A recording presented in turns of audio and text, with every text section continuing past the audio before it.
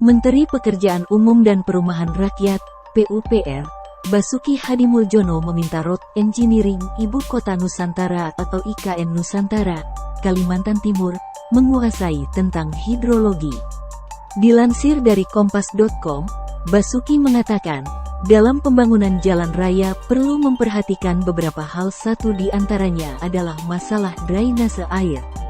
Dia menambahkan, dalam pembangunan jalan mengacu pada tiga hal tersebut, sehingga dibutuhkan drainase air yang memadai karena dalam pembangunan jalan musuh utama adalah air.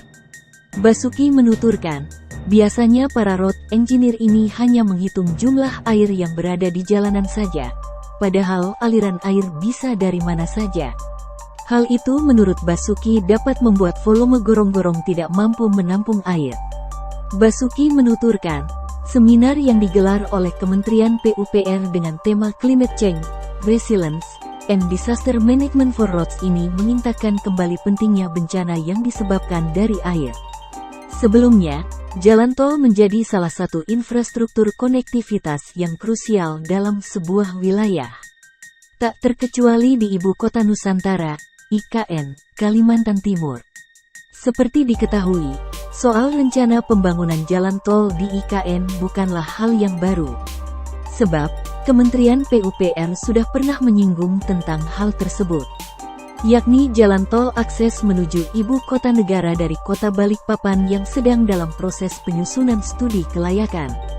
Bahkan, Kementerian PUPR juga telah memasukkannya dalam daftar rencana proyek kerjasama pemerintah dengan Badan Usaha KPBU tahun 2022.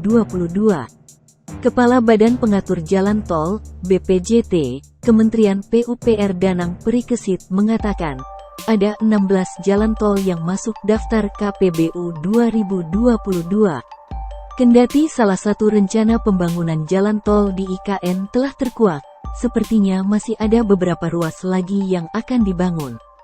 Sebagaimana termaktub dalam Peraturan Presiden, Perpres Nomor 64 Tahun 2022 tentang Rencana Tata Ruang Kawasan Strategis Nasional Ibu Kota Nusantara tahun-tahun 2022 sampai tahun 2042. Di dalam belai tersebut menjabarkan beragam rencana tata ruang untuk pembangunan dan pengembangan IKN. Salah satunya berkaitan jalan tol. Pada pasal 20 dijelaskan bahwa pembangunan IKN akan mengusung strategi pengembangan konektivitas tinggi secara regional dan internasional dengan dukungan integrasi transportasi darat, laut, dan udara.